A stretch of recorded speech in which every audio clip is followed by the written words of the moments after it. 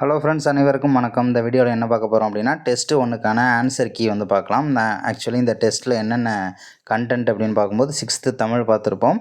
Plus வந்து polity, அப்புறம் preamble, அப்புறம் வந்து அரசியமைப்பின் முக்கிய கூறுகள், அப்புறம் ஒன்றிய மாநிலம் யூனியன் பிரதேசங்கள், அப்புறம் சிம்பிளிஃபிகேஷன் பார்ட் 1. ஓகேவா? ஸோ இந்த டாப்பிக்லாம் அடங்கின டெஸ்ட்டு தான் இது. ஸோ இதோட ஒரு போனஸ் கொஸ்டினாக இதை நம்ம கொடுத்துருப்போம்.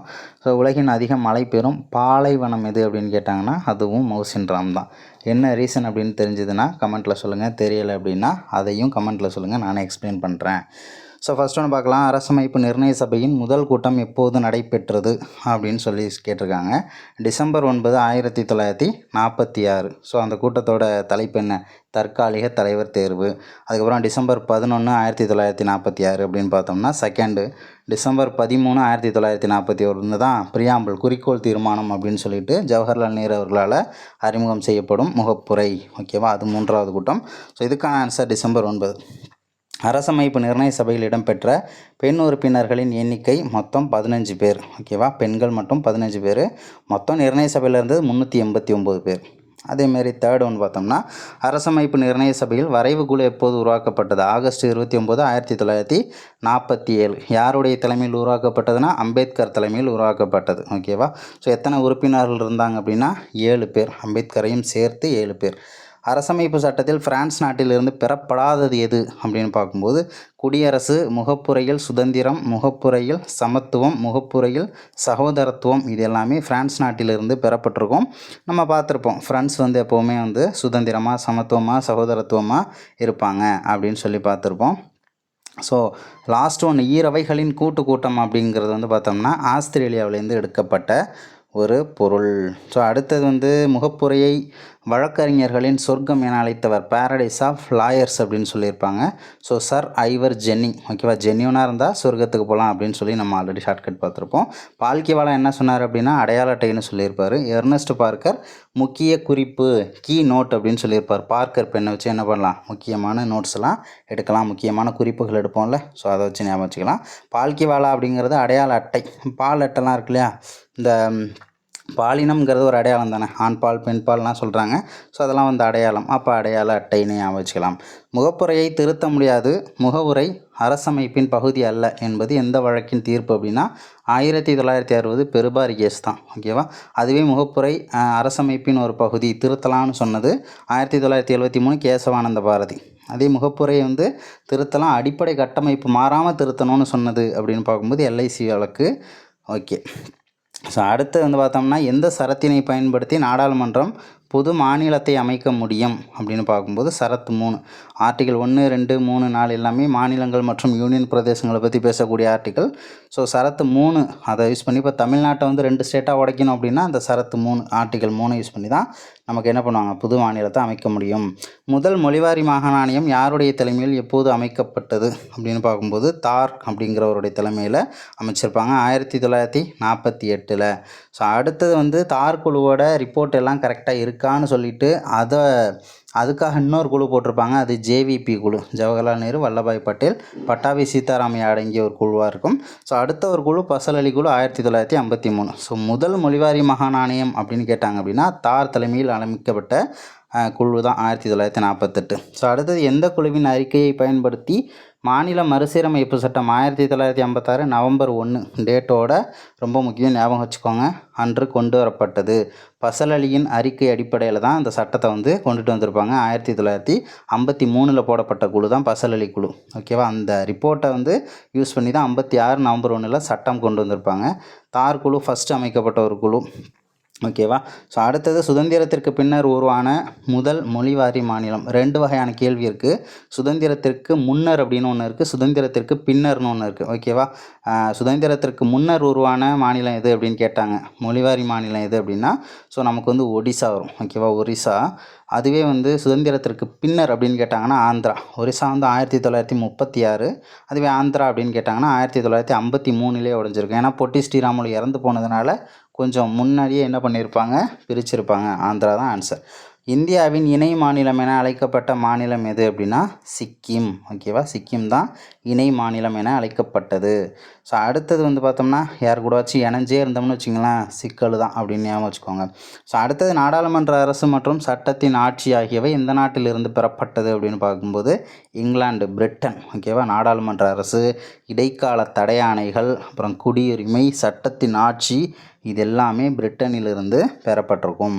ஸோ அடுத்தது வந்து பார்த்தோம்னா கனடானா வந்து நமக்கு ஆஸ்திரேலியா பொதுப்பட்டியலும் கொடுத்துருக்காங்க. அதே மாதிரி என்ன சொல்கிறது, ஆனால் கனடாவிலேருந்து எடுக்கப்பட்டது தான் வந்து பொதுப்பட்டியல் அப்படின்னு சொல்லிட்டு பழைய புத்தகங்களில் இருக்கிறதும் இருக்கிற மாரி ஃப்ரான்ஸ் பார்த்துருப்போம். அமெரிக்காவில் தெரியும் அடிப்படை உரிமைகள் எல்லாமே அங்கேருந்து தான் எடுத்திருப்பாங்க. பதவி நீக்க தீர்மானம் எல்லாமே, பதவி நீக்க முறை, ஓகேவா, குடியரசுத் தலைவர், துணை குடியரசுத் தலைவர் பதவி நீக்க முறை எல்லாமே அமெரிக்காவிலேருந்து எடுத்திருப்பாங்க. இதுக்கான ஆன்சர் பிரிட்டன். ஸோ முகப்புரையில் சரியான வரிசை எது? இந்தியா என்பது இறையாண்மை, சமத்துவ, சமயசார்பற்ற மக்களாட்சி குடியரசு அப்படின்றது தான் கரெக்டு. இந்த ஆர்டர் ரொம்ப முக்கியம். ஸோ சிக்கிம் எந்த ஆண்டில் 22வது இந்திய மாநிலமாக உருவானது அப்படின்னா நமக்கு 1975, சிக்கன் 75 அப்படின்னு ஞாபகம் வச்சுக்கலாம். ஸோ அடுத்தது பாண்டிச்சேரி எந்த சட்ட திருத்தத்தின் மூலம் இந்திய யூனியனுடன் இணைந்தது? ஓகேவா, 14வது சட்ட திருத்தம் 1962 தான் பாண்டிச்சேரி வந்து நம்ம கூட இணைஞ்சிருக்கும். அதாவது இந்திய நிலப்பகுதியோட இணைஞ்சிருக்கும் 14. ஓகேவா, அதுவே எந்த சட்ட திருத்தத்தின் மூலம் டெல்லி இந்தியாவின் தலைநகரமாக மாற்றப்பட்டது அப்படின்னு பார்த்தோம்னா 69வது சட்ட திருத்தம் 1992. ஓகேவா, இப்போ இந்தியாவின் தலைநகரம் அப்படின்னா டெல்லின்னு சொல்கிறோம் இல்லையா. ஸோ 69வது சட்ட திருத்தம். ஓகேவா, அதுவே 1992 வருஷம். அடுத்தது அரசமைப்பு நிர்ணய சபையில் இருந்த மொத்த உறுப்பினர்களின் எண்ணிக்கை அப்படின்னு பார்த்தோம்னா 389 பேர் இருந்திருப்பாங்க. ஓகேவா, ஸோ அடுத்தது அதிலே வந்து கொடுத்துருக்காங்க இல்லையா. ஸோ இப்போ 211 அப்படின்னு பார்க்கும்போது ஃபஸ்ட்டு கூட்டத்தில் கலந்துக்கிட்ட உறுப்பினர்களோட மொத்த எண்ணிக்கை 211 டிசம்பர் 9 அப்போது. 284 கடைசியாக நடந்த கூட்டத்தில். ஸோ அரசமைப்பு வந்து சப்மிட் பண்ணும்போது, அந்த புத்தகத்தை சப்மிட் பண்ணும்போது அதில் கையெழுத்து போட்டவங்க எத்தனை பேர் அப்படின்னா 284. ஓகேவா, அடுத்தது அம்பேத்கர் தலைமையில் அமைக்கப்பட்ட வரைவு குழுவில் இடம் பெறாதவர் யார் அப்படின்னா கோபாலசாமி இருந்திருப்பார். ஆர்டிகிள் 370 எழுதினவர். கிருஷ்ணமாச்சாரி, கே முன்ஷி, ஆனால் நேரு அப்படின்றவர் அதில் இல்லை. ஜவஹர்லால் நேரு அதில் கிடையாது. அரசமைப்பு சட்டம் எத்தனை நாடுகளிலிருந்து பெறப்பட்டது அப்படின்னா 60 நாடுகளிலிருந்து பெறப்பட்டது. மொத்தம் 64 லட்சம் செலவாயிருக்கும். ஓகேவா, ஸோ அடுத்தது அரசமைப்பு நிர்ணய சபையின் தற்காலிக தலைவராக தேர்ந்தெடுக்கப்பட்டவர் யார் அப்படின்னா சச்சிதானந்த சின்ஹா. சச்சிதானந்த சின்ஹாவை தற்காலிக தலைவராக தேர்ந்தெடுக்க பரிந்துரை செய்தவர் யார் அப்படின்னா கிருபாலினி. ஓகேவா, கிருபாலினி. அடுத்தது முகப்புரை அரசமைப்பு நிர்ணய சபையால் எப்போது ஏற்கப்பட்டது அப்படின்னு பார்த்தோம்னா நமக்கு அறிமுகம் செய்யப்பட்டது டிசம்பர் 13, 1946. ஜவஹர்லால் நேரு அறிமுகம் செஞ்சுருப்பார். அது நிர்ணய சபையால் எப்போது ஏற்கப்பட்டது அப்படின்னா ஜனவரி 22, 1947. இது பழைய 10th புக்கில் ஜனவரி 2ன்னு கொடுத்துருப்பாங்க. ஆனால் ஜனவரி 22 சரியான விடை. ஸோ அடுத்தது 42வது சட்ட திருத்தத்தினை பயன்படுத்தி இணைக்கப்பட்ட வார்த்தைகளில் பொருந்தாதது எது? சமத்துவம், சமயசார்பற்ற, ஒருமைப்பாடு. இந்த 3 வார்த்தையுமே 42வது சட்ட திருத்தம் 1976 இந்திரா காந்தி அம்மையார் அவர்களால் கொண்டு வரப்பட்டு முகப்புரையில் இணைக்கப்பட்டிருக்கும். ஆனால் சகோதரத்துவம் இல்லை. அடுத்தது பாண்டிச்சேரி எந்த சட்ட திருத்தம்னு பார்த்துருப்போம். 14வது சட்ட திருத்தம் 1962. கோவா எந்த சட்ட திருத்தத்தின் மூலம் இந்திய யூனியனுடன் இணைந்தது அப்படின்னா 12வது சட்ட திருத்தம் 1962. அதுவே எந்த சட்டம் அப்படின்னு கேட்டாங்கன்னா சட்டம் அப்படின்னா 1961. சட்ட திருத்தம் எந்த வருஷத்தில் மாறுது அப்படின்னா 62ல் தான் மாறும். இந்தியா அதாவது பாரதம், இந்தியா தட் இஸ் பாரத் மற்றும் இந்தியா என்பது பல மாநிலங்களின் கூட்டிணைப்பு என கூறும் சரத்து எது அப்படின்னா ஆர்டிக்கிள் 1. ஓகேவா, ஆர்டிக்கிள் 1. ஆர்டிக்கிள் 2 என்ன சொல்லுதுன்னா கையகப்படுத்தப்பட்ட பிரதேசங்களை மாநிலமாக மாற்றலாம் அப்படின்னு சொல்லுது. சரத்து 3 வந்து புது மாநிலங்களை உருவாக்குதல், புது மாநிலங்களை மறுசீரமைப்பு செல்தல், பரப்புகளை குறைப்பது, அப்புறம் வந்து மாநிலங்களின் பெயர்களை மாற்றுதல் எல்லாமே சரத்து 3. சரத்து 4 வந்து பார்த்தோம்னா ஆர்டிக்கிள் 1, 2, 3ல் நாடாளுமன்றத்தோட அதிகாரம் எந்த அளவுக்கு இருக்குங்கிறத பற்றி சொல்கிறது ஆர்டிக்கிள் 4.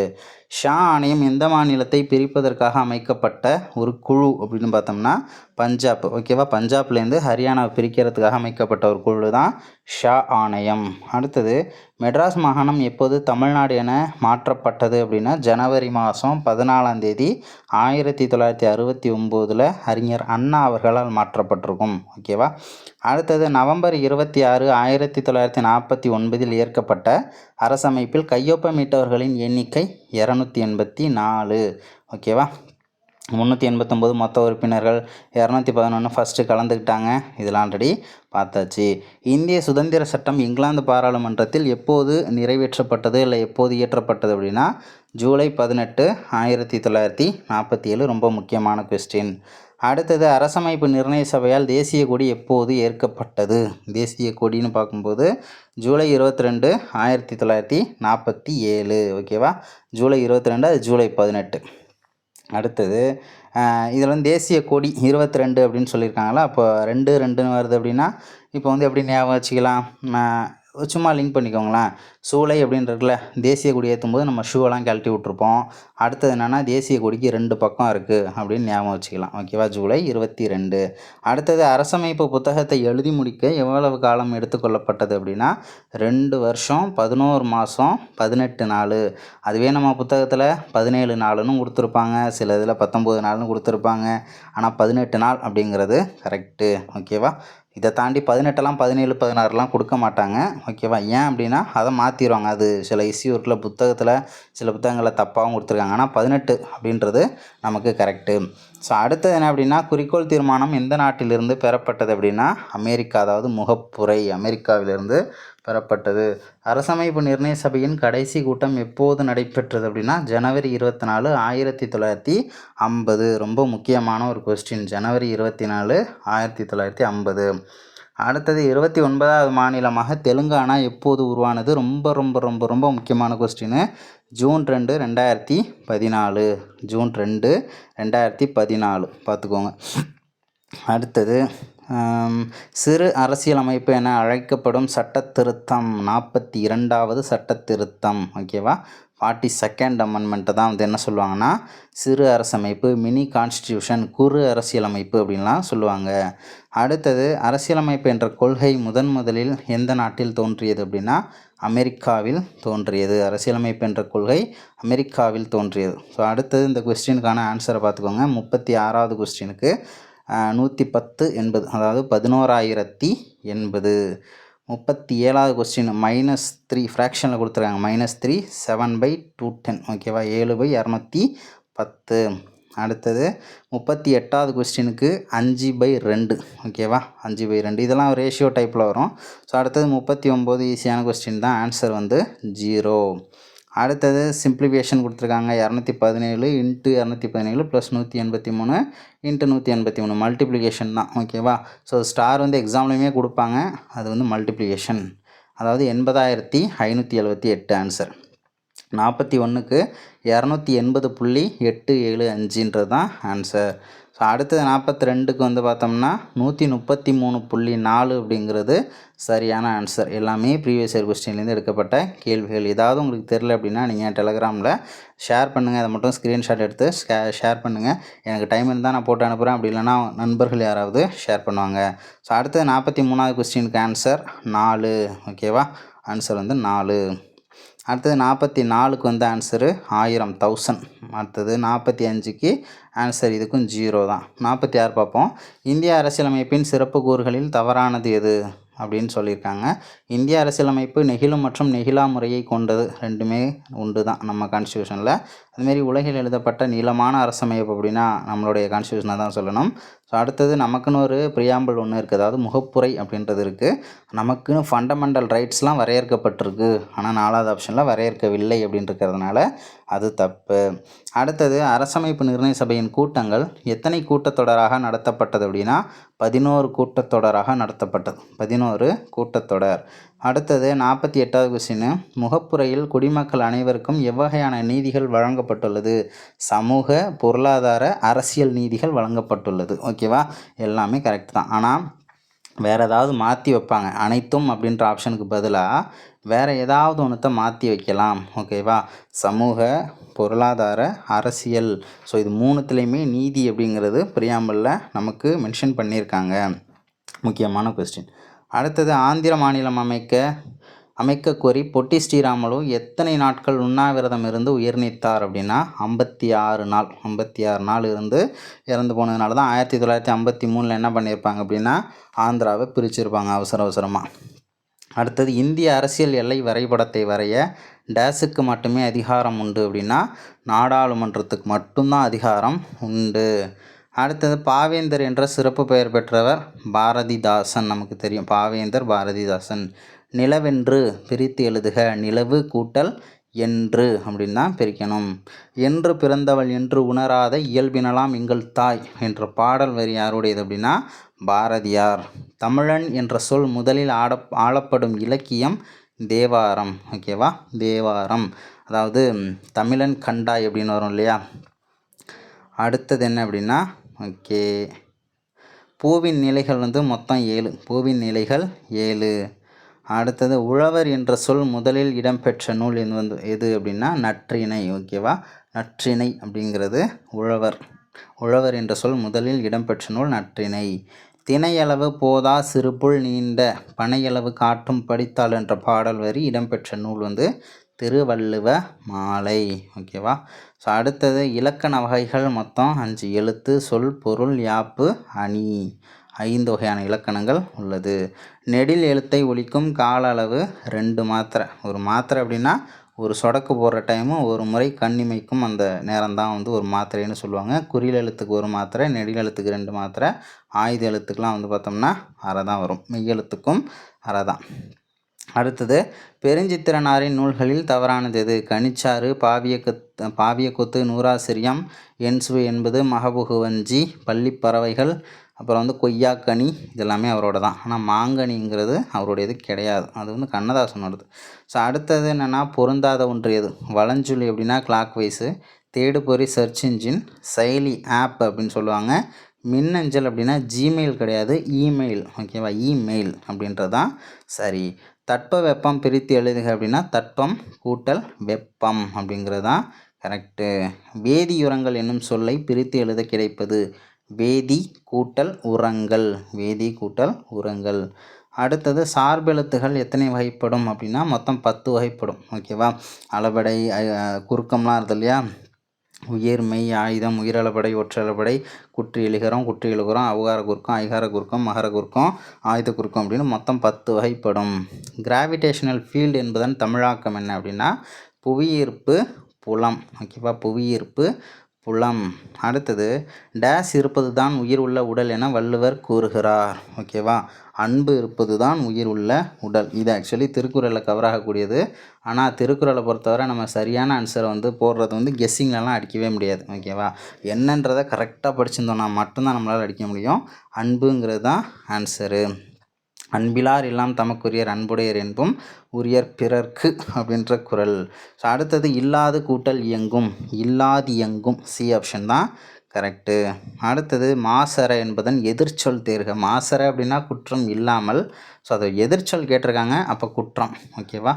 அடுத்தது ஔவையார் இயற்றிய மூதுரை பாடல்களின் எண்ணிக்கை அப்படின்னா மூதுரையில் மொத்தம் 31. திரை இசை பாடல்களில் உழைப்பாளிகளின் உயர்வை போற்றியவர் யார் அப்படின்னா மக்கள் கவிஞர். ஓகேவா, மக்கள் கவிஞர் பட்டுக்கோட்டை கல்யாண சுந்தரனார். அடுத்தது நடுவண் அரசு எந்த ஆண்டு காமராசருக்கு பாரத ரத்னா விருது வழங்கியது?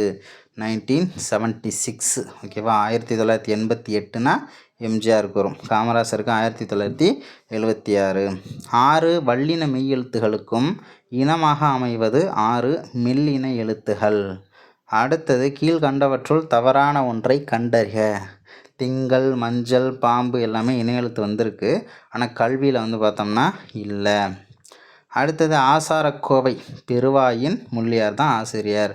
நிலையான செல்வம் எது அப்படின்னா நிறைய இடத்துல கல்வின்னு படிச்சிருப்போம், இங்கே கல்விங்கிறது இல்லை. ஸோ அதை பார்க்கும்போது ஊக்கம் அப்படிங்கிறது நமக்கு நிலையான செல்வம். அடுத்தது மாமல்லன் எந்த நூற்றாண்டை சேர்ந்தவர் அப்படின்னா 7ஆம் நூற்றாண்டு.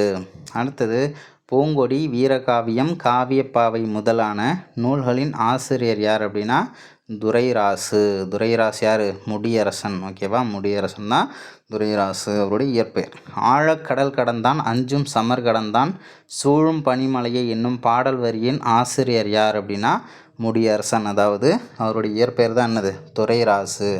அடுத்தது பாடுபட்டு தேடிய பணத்தை புதைத்து வைக்காதீர் என்பது யாருடைய அறிவுரை அப்படின்னா ஔவையாரின் அறிவுரை. அடுத்தது மீன் பிடிக்க கடலுக்கு செல்லும் மீனவர்களுக்கு பஞ்சு மெத்தையாக இருப்பது எது அப்படின்னா மணல். அடுத்தது கீழ்கண்டவற்றுள் தவறான இணை எது அப்படின்னா வணிகர்னா மெர்ச்சன்ட்டு, பாரம்பரியம் ஹெரிட்டேஜ், பண்டம் அப்படின்னா கமாடிட்டி. ஓகேவா. ஃபெர்ரிஸ் அப்படின்னா பயணப்படகுகள்னு சொல்லுவாங்க. ஆனால் அங்கே ஓஏஹெச் அப்படின்ட்டுருக்கு. ஃபெர்ரிஸ்னா தான் பயணப்படகுகள். அடுத்தது புதிய விடியல்கள், இது எங்கள் கிழக்கு, இதெல்லாம் வந்து தாராபாரதியின் நூல்கள். அடுத்தது யாருடைய உரையை கேட்ட காந்தியடிகள் இந்த பெரியவரின் அடிநிழலில் இருந்து தமிழ் கற்க வேண்டும் என கூறினார் அப்படின்னா உவே சாமிநாதர். உத்தமநாதபுரம் வேங்கடசுப்புவின் மகனார் சாமிநாதர். அடுத்தது எங்கு நடந்த போரில் வேலுநாச்சியாரின் கணவர் முத்துவடுகநாதர் ஆங்கிலேயரால் கொல்லப்பட்டார். ஓகேவா. ஸோ காளையார் கோயில் 1772 போர் நடந்திருக்கும். ஸோ அதில் தான் வந்து முத்துவடுகநாதர் வந்து ஆங்கிலேயரால் கொல்லப்பட்டிருப்பார். அடுத்தது என்ன அப்படின்னா இலக்கண அடிப்படையில் சொற்கள் எத்தனை வகைப்படும்? பெயர்ச்சொல், வினைச்சொல், இடைச்சொல், உரிச்சொல் என 4 வகைப்படும். தவறான இணை எது? தண்டருள் அப்படின்னா குளிர்ந்த கருணை, எய்தும்னா கிடைக்கும், அல்லாமல் அப்படின்னா அதை தவிர, ஏவல் அப்படின்னா தொண்டு அப்படின்னு வரும். ஏவல்னா தொண்டு. அடுத்தது தோட்டத்தில் மேயுது வெள்ளைப்பசு அங்கே துள்ளி குதிக்குது கன்றுக்குட்டி என்ற பாடலில் இடம்பெற்றுள்ள அணி எது அப்படின்னா சாதாரணமாக சொல்லியிருப்பாங்க இயல்பு நவிர்ச்சி அணி. சாதாரணமாக நடக்கக்கூடிய ஒரு நிகழ்வை அப்படியே சொன்னாங்கன்னா அது இயல்பு நவிர்ச்சி அணி. அதுவே உயர்வு நவிர்ச்சி அணின்னு ஒன்று இருக்குது. அது வந்து ரொம்ப எக்ஸ்டெண்ட் பண்ணி சொல்கிறது. எப்படின்னா ரொம்ப பெருசாக பில்டப் பண்ணி சொல்கிறது உயர்வு நவிர்ச்சி அணி. அதுவே புகழ்கிற மாதிரி பழிக்கிறதுலாம் இருக்குல்ல, அதெல்லாம் வஞ்ச புகழ்ச்சி அணியில் வரும். ஆனால் இதுக்கான ஆன்சர் இயல்பு நவிர்ச்சி அணி. அடுத்தது வேலுநாச்சியார் சிவகங்கையை மீட்ட ஆண்டு 1780.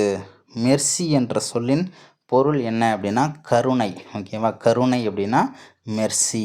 அடுத்தது இணை எழுத்துகள் அமைந்துள்ள சொற்களில் தவறானது எது அப்படின்னா தலைப்பு. இணை எழுத்து கங்கை, தந்தம், மண்டபம் இதெல்லாம் வருது இல்லையா. ஸோ தலைப்புன்றதில் கிடையாது. மேகசின் அப்படின்னா என்பதன் தமிழாக்கம் என்ன அப்படின்னா மின் புத்தகம், மின் நூலகம், இணைய இதழ், மின் இதழ்கள். இதில் மேகசின் அப்படின்னா மின் இதழ்கள்.